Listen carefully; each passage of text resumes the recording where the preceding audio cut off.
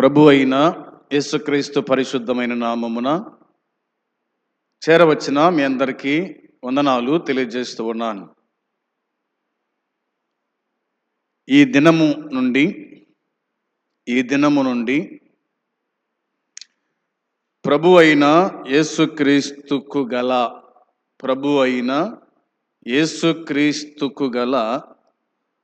117 ఆత్మీయమైన పేర్లను గురించి మనము వింటాం. మరోసారి మాట చెప్తున్నాను. ప్రభు అయిన యేసుక్రీస్తుకు గల 117 ఆత్మీయమైన పేర్లను గురించి మనము వినబోతున్నాం. జాగ్రత్తగా అందరూ కూడా ఈ వాక్య భాగమును వినాలి. ఆయన గురించి ఇంకా లోతుగా తెలుసుకోవాలి అనేటువంటి ఆశతో ఈ దినమందు మనము ప్రారంభించేటువంటి ఈ వాక్య భాగము చివరి వరకు కూడా అన్ని పేర్ల గురించి మనం వింటాం. ఏ ప్రసంగాన్ని కూడా మిస్ కాకుండా వినాల్సిందిగా నేను మనవి చేస్తూ ఉన్నాను. మొట్టమొదటి పేరు కొరింథీయులకు రాసిన మొదటి పత్రిక పౌలు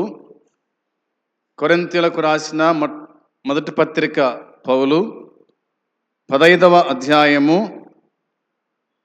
45 నుండి 49 వరకు చదువుకుందాం.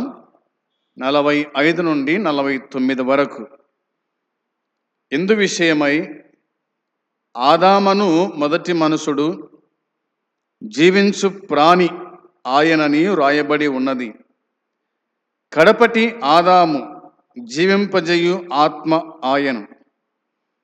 ఆత్మ సంబంధమైనది మొదట కలిగినది కాదు, ప్రకృతి సంబంధమైనదే మొదట కలిగినది, తర్వాత ఆత్మ సంబంధమైనది.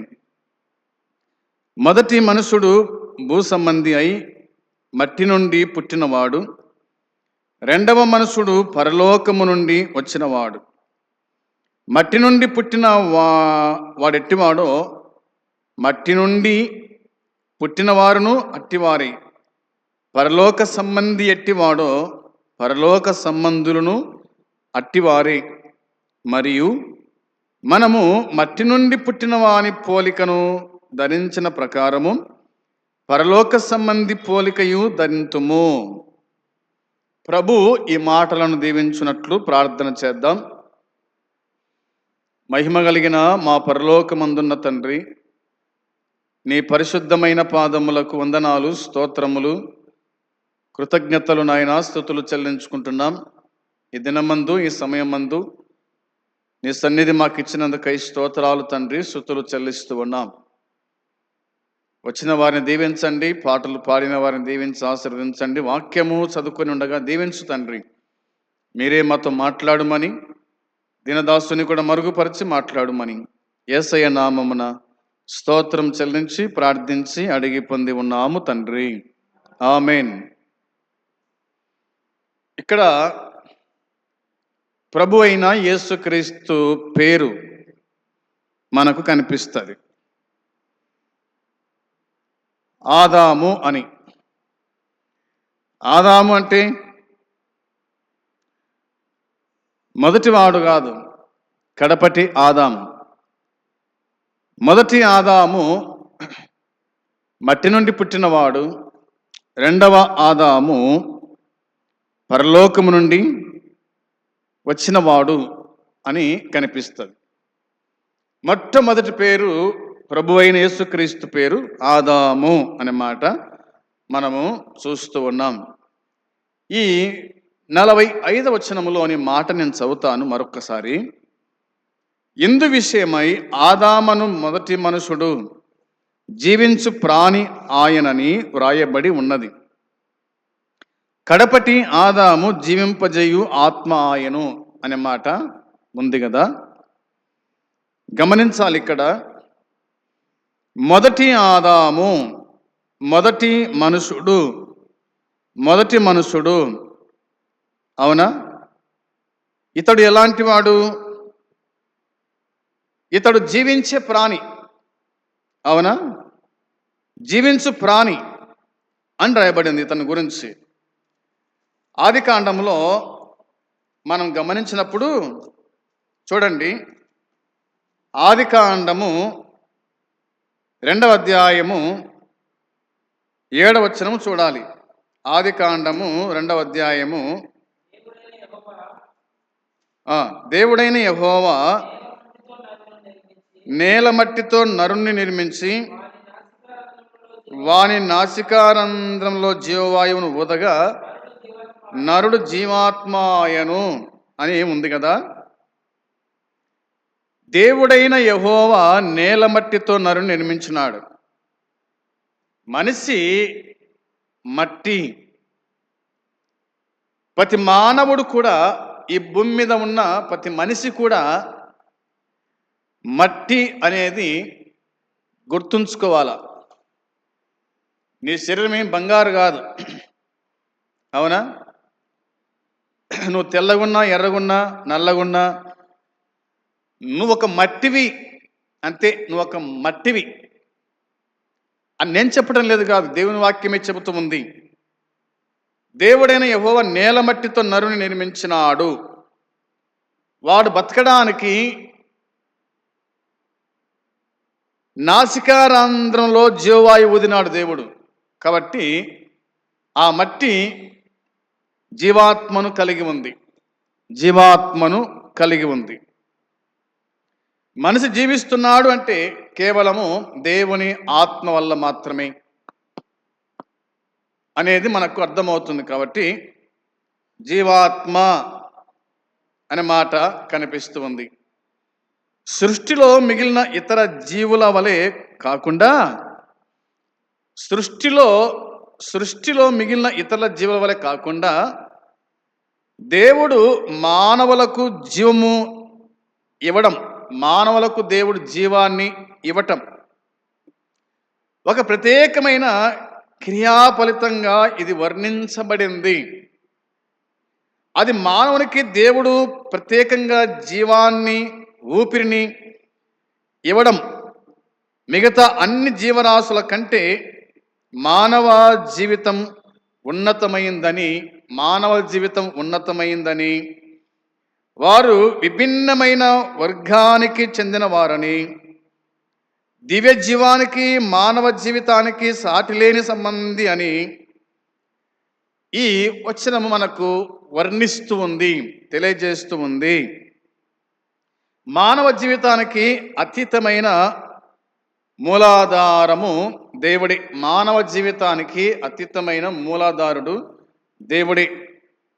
దేవుడే మానవుణ్ణి కలగజేసినాడు అనేది మనము గుర్తించువారమై ఉండాలి. ఇది మొదటి ఆదాము గురించి. 2వ ఆదాము గురించి మనము ఆలోచన చేస్తే, 2వ ఆదాము ఎలాంటి వాడు? అవునా? కడపటి ఆదాము జీవింపజేయు ఆత్మాయను అనే మాట ఉంది. అంటే కడపటి ఆదాము అనగా మన ప్రభువు అయిన యేసుక్రీస్తు. ఆయన జీవింపజేసే ఆత్మ, ఆయన జీవింపజేస్తాడు, అవునా? ఆయన బతికిస్తాడు. అంటే చనిపోయిన వారిని బతికించేటువంటి శక్తి ప్రభువు అయిన యేసుక్రీస్తులో ఉంది, అనగా కడపటి ఆదాములో ఉంది. యేసుక్రీస్తు ప్రభువారు ఈ లోకములో ఉన్నప్పుడు ఆయన ముగ్గురిని ఆయన లేపినాడు, చనిపోయిన వారిని లేపినాడు. ఆ ముగ్గురి గురించి నేను జ్ఞాపకం చేయదలంచుచున్నాను. యోహాను సువార్త చూడండి, వాక్యం చెప్తున్న మాట నేను గుర్తు చేస్తూ ఉన్నాను. యోహాను సువార్త 5వ అధ్యాయము ఒక మాట గుర్తు చేస్తాను మీకోసమై. 5వ అధ్యాయము 21వ వచనం. 5వ అధ్యాయము 21వ వచనం. తండ్రి మృతులను ఎలాగూ లేపి బ్రతికించునో అలాగే కుమారుడును తనకిష్టము వచ్చిన వారిని బ్రతికించును అనే మాట ఉంది. కుమారుడు తనకిష్టము వచ్చిన వారిని బ్రతికిస్తాడు. అందరిని కాదు, మళ్ళా అందరిని కాదు. పుట్టినవాడు చావాల్సిందే. పుట్టినవాడు మరణించకపోతే కనుక ఈ భూమి చాలదు. కాబట్టి ఆయన తనకిష్టమైన వారిని మాత్రం బతికించినాడు. ఒకటో వ్యక్తి పేరు చూద్దాం. ఎవరిని బతికించినాడు దేవుడు? ఇదే యోహాను సువార్తలోని 11వ అధ్యాయము 25వ వచనం. 11వ అధ్యాయము 25వ వచనాన్ని మనం చదవాలి. అందుకు యేసు అంటున్నాడు, పునరుత్థానమును జీవమును నేనే, నాయందు విశ్వాసముంచువాడు చనిపోయినను బ్రతుకును అన్నాడు. నాయందు విశ్వాసముంచువాడు చనిపోయిన బతుకుతాడు. అంటే యేసుక్రీస్తునందు విశ్వాసముంచిన వాడు మాత్రమే ఒకవేళ చనిపోయిన, సమాధి చేయబడిన, దేవుడు అతన్ని బ్రతికిస్తాడు. యేసు ప్రభు ఏమన్నాడు? లాజరు సమాధిలో ఉన్నప్పుడు సమాధి కాడికి పోయి, లాజరు బయటికి రా అన్నాడు. అంతే. అవునా? లాజరు బయటికి రా అన్నాడు. సమాధిలో ఉన్నవాడు, సమాధిలో 4 రోజులు ఉన్నవాడు బయటకు వచ్చేసినాడు, లేచినాడు, బయటకు వచ్చినాడు. అవునా? ఆ సంగతి మనకు దేవుని వాక్యం బాగా స్పష్టంగా జ్ఞాపకం చేస్తూ ఉంది. కాబట్టి లాజరును ఆయన బతికించినాడు, లాజరును ఆయన బతికించినాడు అనేది మనము గుర్తుంచుకోవాలా.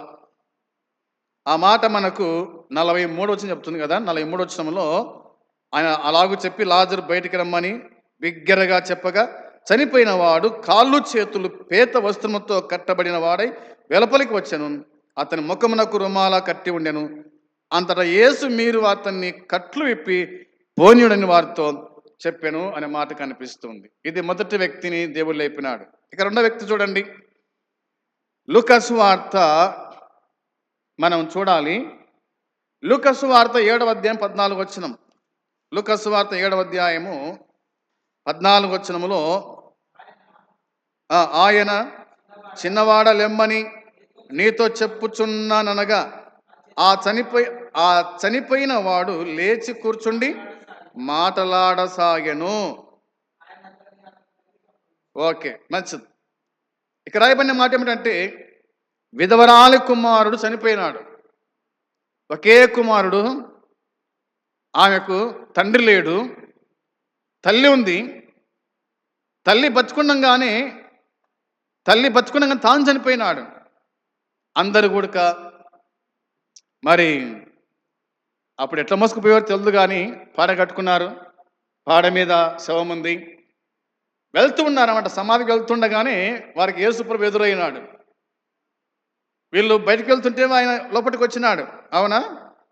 ఆ ఊరి పేరు ఏం పేరు? 11వ వచనంలో ఆ మాట రాయబడింది. వెంటనే ఆయన నాయనను ఒక ఊరికి వెళ్ళుచుండగా ఆయన శిష్యులు బహు జన సమూహమును ఆయనతో కూడా వెళ్ళుచుండిరి. ఆయన ఆ ఊరి గవిని యొద్దకు వచ్చినప్పుడు చనిపోయిన ఒకడు వెలుపలికి మోసుకొని పోబడుచుండెను అనే మాట ఉంది. యేసు ప్రభు ఏమో లోపలికి వస్తున్నాడు, లోపల నుంచేమో శవం బయటికి వెళ్తూ ఉంది. యేసు ప్రభు శవము ఇద్దరు కూడా ఎదురు పడినట్టుగా మనం చూస్తాం. ఆ విధవరాలు ఏడుస్తూ ఉంది, కుమారుడు చనిపోయినాడని. అయితే యేసు ప్రభు వచ్చి పాడిన ముట్టగా మోయుచున్న వారు నిలిచినారు.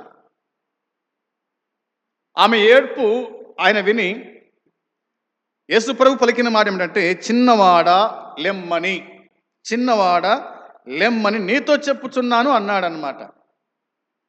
చనిపోయిన వానికి మనము చెప్పే మాటలు, మనం మాట్లాడే మాటలు వినబడతాయా? వినబడవు. తన తల్లి ఎంత ఏడుస్తుందో తనకు వినబడదు, తన బంధువులు ఎంత ఏడుస్తున్నారో తనకు వినబడదు. అవునా? తనకు వినబడదు. తర్వాత ఎందరు ఏడ్చినా, ఎందరు ప్రలాపించినా, అతన్ని ఎట్లా మోసుకుపోతున్నారో తనకు తెలియకపోయినా కానీ యేసు ప్రభు మాటలు చనిపోయిన వారి గుడుక వినబడతాయి. చనిపోయి సమాధిలో 4 రోజులు ఉండడం లాజరు వినబడినాయంట. అవునా? చనిపోయి సమాధి చేయబడి 4 రోజులు ఉన్నటువంటి లాజరు వినబడినాయి దేవుని మాటలు. కాబట్టి ఇతనికి వినబడినాయి. చిన్నవాడ లెమ్మనగాని అతను లేచి కూర్చున్నాడంట. ఆ చిన్నవాడు లేచి, అవునా, ఆ చనిపోయిన వాడు లేచి కూర్చుండి మాటలాడసాగాను అన్నమాట. చనిపోయిన వాడు దేవుని స్వరాన్ని విన్నాడు. చనిపోయిన వాడు లేచి కూర్చున్నాడు. అతడు మాట్లాడినాడు. లాజరు మాట్లాడినాడు. అవునా? ఇతడు మాట్లాడుతూ ఉన్నాడు. గుర్తుంచుకోవాలా. మూడో వ్యక్తి, ఇది లూకా సువార్తలో రాయబడిన మాట. 8వ అధ్యాయము 54వ వచనం. 8వ అధ్యాయము 54వ వచనం చూడండి. 8:54 వచనం. అయితే ఆయన ఆమె చేయి పట్టుకొని చిన్నదానా లెమ్మని చెప్పగా ఆమె ప్రాణము తిరిగి వచ్చెను గనుక వెంటనే ఆమె లేచెను. చాలు, వెంటనే ఆమె లేచెను. ఇక్కడ ప్రభు మాట్లాడుతున్నాడు. ఒక సమాజపు అధికారి, ఒక సమాజ మందిరపు అధికారి కుమార్తె చనిపోయింది. అతడే ప్రభు ఎద్దుకు వచ్చినాడు. ప్రభువా, నా కుమార్తె చనిపోయింది. అవునా? నా కుమార్తె చనిపోయింది. నువ్వు వస్తే కనుక నా కుమార్తె బతుకుతుందని చెప్పినట్టుగా పై వచనం మనం చూడగలుగుతాం. యేసు ప్రభు తన ఇంటికి పోయేలోపుగా ఆమె చనిపోయింది. ఇంటి నుంచి కొందరు వచ్చారంట. ఇంకా యేసు ప్రభుని శనపెట్టాకు, నీ కుమార్తె చనిపోయింది అని 49వ వచనం మనకు చెప్తుంది. ప్రభు అన్నాడు, భయపడొద్దు, విశ్వాసం ఉంచుము అని చెప్పి తన ఇంటికి పోయినాడు. ఇంటికి పోయిన తర్వాత ఆ కుమార్తె, చిన్న కుమార్తె, అవునా, చనిపోయి ఇంట్లో ఉంది. ప్రభు వచ్చి అంటున్నాడు, ఆమె చేయి పట్టుకునంట. ఆమె చేయి పట్టుకొని చిన్నదానా లెమ్మని చెప్పగా ఆమె ప్రాణము తిరిగి వచ్చాను గనుక వెంటనే ఆమె లేచెను అన్నమాట కనిపిస్తుంది. ఇక్కడ 3 సందర్భాల్లో, ఒకటి లాజరు, రెండవది నాయీను విధురాలు కుమారుణ్ణి, మూడవది సమాజ మందిరపు అధికారి కుమార్తెను ఆయన లేపినాడు. తనకిష్టం వచ్చిన వారిని ఆయన లేపుతాడు. లేపుటకు ఆయనకు అధికారం ఉంది. ఆయన చనిపోయినాడు, ఆయన తిరిగి లేచినాడు. ప్రాణం పెట్టుటకు నాకు అధికారం ఉంది, ప్రాణం తిరిగి తీసుకోవడానికి నాకు అధికారం ఉంది అని చెప్పినటువంటి ప్రభు. ఈ 3 విషయాలు మనకు కనిపిస్తాయి. ఇక మనం జ్ఞాపకం చేసుకుంటే కనుక 2వ మాట చూద్దాం. చూడండి, కొరింథీలకు రాసినటువంటి మొదటి పత్రిక 15వ అధ్యాయంలో మనం ఉన్నాం. 47వ వచనం చదువుతారా? 47వ వచనం, 15వ అధ్యాయము 47వ వచనం. మొదటి మనుషుడు భూ సంబంధి అయి మట్టి నుండి పుట్టినవాడు, రెండవ మనుషుడు పరలోకము నుండి వచ్చినవాడు అని ఉంది. వినండి బాగా. మొదటి మనుషుడు భూ సంబంధి అయి మట్టి నుండి పుట్టినవాడు, రెండవ మనుషుడు పరలోకం నుండి వచ్చినవాడు అని వ్రాయబడింది. మొదటి మనుషుల గురించి చూద్దాం. చూడండి, ఆదికాండం 3వ అధ్యాయం 19వ వచనం. ఆదికాండం 3వ అధ్యాయము వచనం 19, 3:19 చదవాలి. నీవు నేలకు తిరిగి చేరు వరకు నీ ముఖపు చెమట కార్చి ఆహారము తిందువు. ఏలయనగా నేల నుండి నీవు తీయబడితివి, నీవు మన్నే కనుక తిరిగి మన్నైపోదు అని చెప్పెను. ఆదాముతో ప్రభు చెప్తున్న మాట, నువ్వు మన్నే గనక తిరిగి మన్నైపోతావు, అని ఆదాముతో దేవుడు చెప్పినటువంటి మాట ఇందులో మనం చూస్తూ ఉన్నాం. ఎందుకంటే మొదటి మనుషుడు భూసంబంధి. మొదటి మనుషుడు భూసంబంధి, మట్టివాడు కాబట్టి మట్టి అయిపోతాడు అంతే అనే మాట ఉంది. ఇక రెండవ మనుషుడు అంటే మన ప్రభు అయిన యేసుక్రీస్తు. ఆయన పరలోక సంబంధి. అవునా? రెండవ మనుషుడు పరలోకం నుండి వచ్చినవాడు, పరలోకం నుంచి వచ్చినవాడు అని దేవుని వాక్యము చెప్తూ ఉంది. యోహాను సువార్త 3వ అధ్యాయం 13వ వచనం. యోహాను సువార్త 3వ అధ్యాయము వచనం 13 చూడండి. 3వ అధ్యాయము 13వ వచనము. మరియు పరలోకము నుండి దిగి వచ్చిన వాడే, అనగా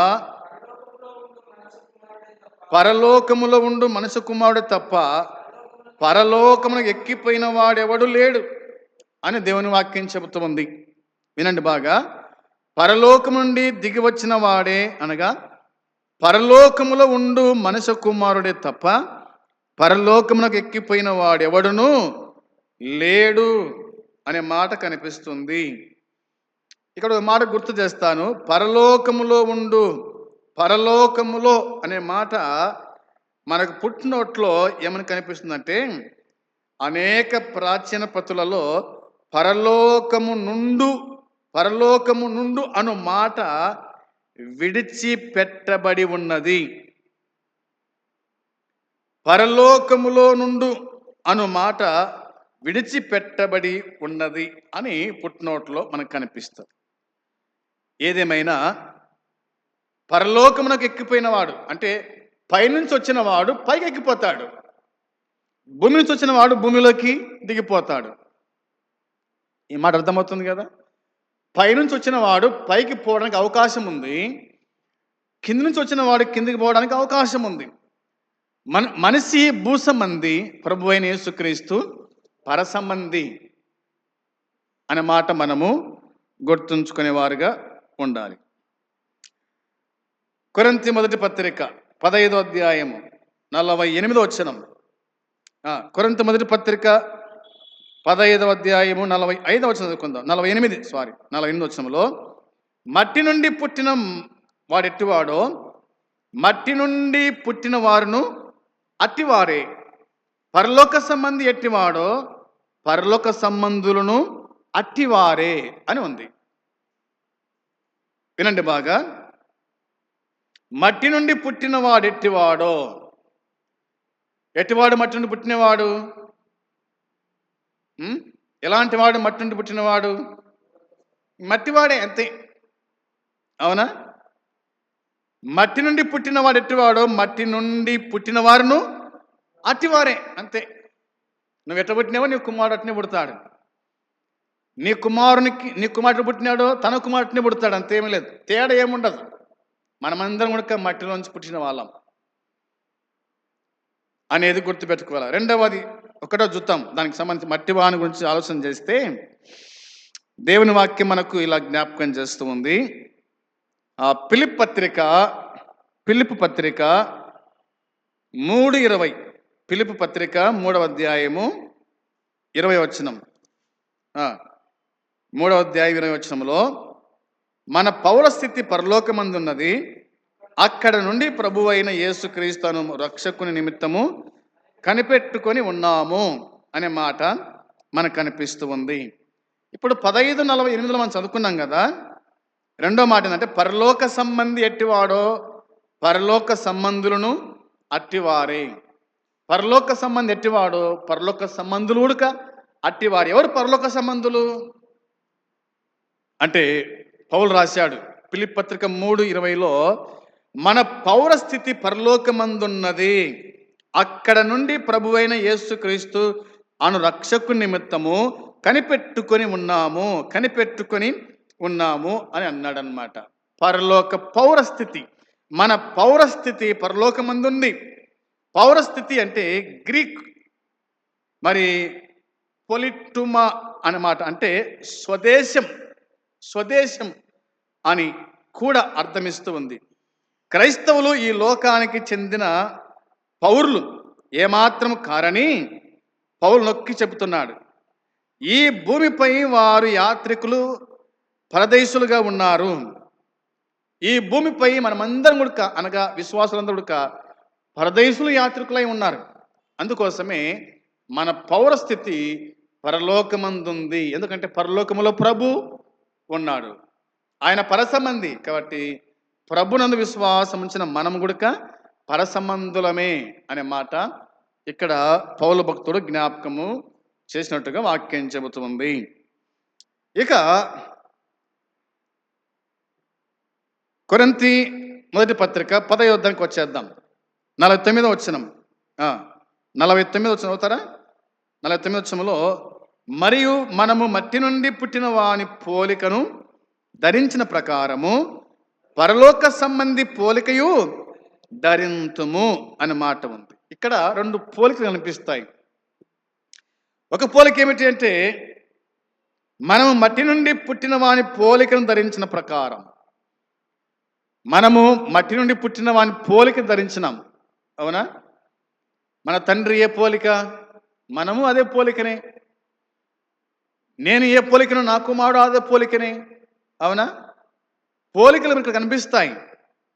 దాన్నే యేసు ప్రభువు చెప్పినాడు. చూడండి, ఆదాము గురించి రాస్తూ ఇట్లా అన్నాడు 3వ అధ్యాయంలో. చూద్దామా? ఆదికాండము 5వ అధ్యాయము 3వ వచనం. ఆదికాండము 5వ అధ్యాయము 3వ వచనంలో, ఆదాము 137 ఏళ్ళు బతికి తన పోలికగా తన స్వరూపమున కుమారుని కని అతనికి సేతు అని పేరు పెట్టెను అన్నమాట ఉంది. తన పోలికగా అంటే ఆదాము పోలిక ఎవరు? సేతు, అవునా? కయీను, ఏబేలు, సేతు, వీళ్ళంతా కూడా ఆదాము పోలిక అని వ్రాయబడి ఉంది. రెండో పోలిక ఏమిటి?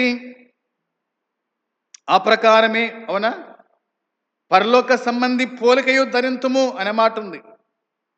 మనము ఎవరి పోలిక ధరిస్తామంటే పరలోక సంబంధి పోలిక, అంటే ప్రభువైన యేసుక్రీస్తు పోలికను మనము ధరిస్తాము.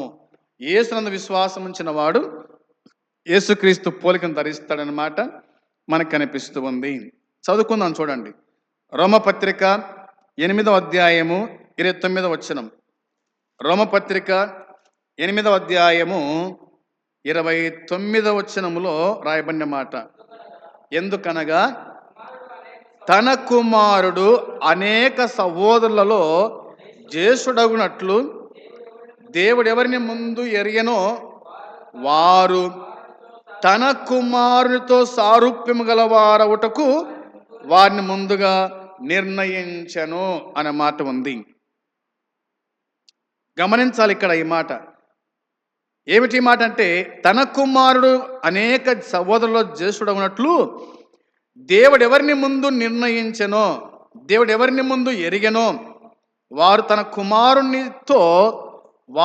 కుమారునితో సారూప్యము గలవారవుటకు వారిని ముందుగా నిర్ణయించెను అని ఉంది. కుమారుని సారూప్యములోనికి మనం వెళ్తాం అనే మాట ఉంది. నేను కొద్దిగా ఒక మాట చదువుతానట్లా. కుమారుని సారూప్యము అనేటువంటి ఈ మాటలు ఇందులో మనకు కనిపిస్తాయి. దేవుడు ఎవరిని ముందు ఎరిగెనో, ఈ వచనంలోని ముందు ఎరుగుట అనే మాట ప్రేమను మరి కురిపించడానికి ఎన్నిక చేయటం అనే అర్థము ఇస్తుంది. ఇందులో చాలా వచనం మనకు కనిపిస్తూ ఉన్నాయి. ముందే ప్రేమించినాడు, ఎరుగుట అనే మాట, ముందే ఎరుగుట, ముందే ప్రేమించుట అనేవి బహువచనములో చెప్పబడ్డాయి. ఆ మాటలు సంఘానికి చెందినవి. ఈ మాటలు సంఘానికి చెందినవి అనగా దేవుని అనాది ప్రేమ ప్రథముగా క్రీస్తు సంఘమంతటికి చెందింది ఈ మాట అన్నమాట మనకు కనిపిస్తూ ఉంది. మనం క్రీస్తుతో కూడా ఏకమైతాం, క్రీస్తు సారూప్యంలోకి మనం మార్చబడతాము అనేటువంటి ఈ మాటలు మనకు కనిపిస్తాయి. ఇంకా కొంచెం అర్థం కావడానికి ఇలాగో చెప్పుకుందాం. కొరింథీ 2వ పత్రిక 3వ అధ్యాయం 18వ వచనం, కొరింథీయులకు రాసిన 2వ పత్రిక 3వ అధ్యాయం 18వ వచనంలో రాయబడిన మాట, మనమందరమును ముసుకులేని ముఖముతో ప్రభు యొక్క మహిమను అద్దము వలె ప్రతిఫలింపజేయుచు మహిమ నుండి అధిక మహిమను పొందుచు ప్రభువగు ఆత్మ చేత ఆ పోలికగానే అది మనం ఎలా మార్చబడతామంట? ప్రభువగు ఆత్మ చేత, దేవుని ఆత్మ చేత ఆ పోలికగానే మార్చబడతాము. ఆ పోలికగా మనం మార్చబడతాం. ప్రభు మహిమ, ప్రభు యొక్క మహిమ అనే మాట ఇందులో కనిపిస్తుంది. ఈ మాటలకు అర్థము సువార్తలో వ్యక్తమైన రీతిలో క్రీస్తు మహిమను, సత్యాన్ని, వ్యక్తిత్వాన్ని చూడడం అంటే ఆయన సన్నిహిత్యాన్ని, ప్రేమను, నీతిని, ప్రభావాన్ని ప్రార్థన ద్వారా, పరిశుద్ధాత్మ ద్వారా మరి అనుభవించడం, ఆయనలో, ఆయన వాక్యములో నిలిచి ఉండి తత్ఫలితంగా మనము ఆయన పోలికలోకి రూపాంతరము చెందటం, మనం ఆయన పోలికలోకి రూపాంతరము చెందటం అనే మాటలు కనిపిస్తాయి. 4-6 వచనం చూడండి. 4-6 వచనములో రాయబడిన మాట, అంధకారముల నుండి వెలుగు ప్రకాశించునుగాక అని పలికిన దేవుడే తన మహిమను గూర్చిన జ్ఞానము యేసుక్రీస్తునందు వెల్లడిపరచుటకు మా హృదయములలో ప్రకాశించను గనుక మేము మమ్మను గూర్చి ప్రకటించుకుంటం లేదు, కానీ క్రీస్తు యేసును గూర్చి ఆయన ప్రభువనియు మమ్మను గూర్చి యేసు నిమిత్తము మేము మీ పరిచారకులమని ప్రకటించుకొనుచున్నాము అని పౌలు భక్తుడు ఇందులో మనకు వ్రాస్తున్నట్టుగా మనము గుర్తించగలుగుతూ ఉన్నాం. ఇంకా చాలా మనకు కనిపిస్తాయి పలు వచనాలు. ఏమిటి అంటే ఇలాగా మనం చూడగా ఈ యుగములో ఈ రూపాంతరము క్రమేణ పాక్షికంగా జరిగేది. అయితే క్రీస్తు తిరిగి వచ్చినప్పుడు, ప్రభువైన యేసు క్రీస్తు తిరిగి వచ్చినప్పుడు ఆయనను ముఖాముఖిగా చూస్తాం. అప్పుడు మన రూపాంతరము సంపూర్ణమవుతుంది. ప్రభు తిరిగి వచ్చినప్పుడు మనము ఆయన పోలికలోకి రూపాంతరం చెందుతాం. మనం ఆయనను చూడగానే ఆయన సారూప్యములోకి మనం మార్చబడతాం. ఈ రూపం ఉండదుగా, ఈ పోలిక ఉండదు, ఈ రూపం ఉండదు. అది మనము గుర్తుంచుకోవాలా, అవునా? తర్వాత ఇట్లా రాయబడింది, ఆయనను ముఖాముఖిగా చూస్తాం, అప్పుడు మన రూపాంతరము సంపూర్ణమవుతుంది అనేది యోహాను రాసిన మొదటి పత్రిక 3వ అధ్యాయం 2వ వచనం చదవాలి. యోహాను రాసిన మొదటి పత్రిక చూడండి, 3వ అధ్యాయం 2వ వచనంలో, 3వ అధ్యాయం 2వ వచనం, ఇప్పుడు మనం దేవుని పిల్లలమై ఉన్నాము కానీ ఆయన ప్రత్యక్షమైనప్పుడు ఆయన ఉన్నట్టుగానే ఆయనను చూతుము గనుక ఆయనను పోలి ఉందుమని ఎరుగుదము. మనం ఆయన పోలి ఉందుమని ఎరుగుదము అనే మాట రాయబడి ఉంది. ఇంకా పలు వచనాలు ఈ విధంగా రాయబడ్డాయి. ఏమిటంటే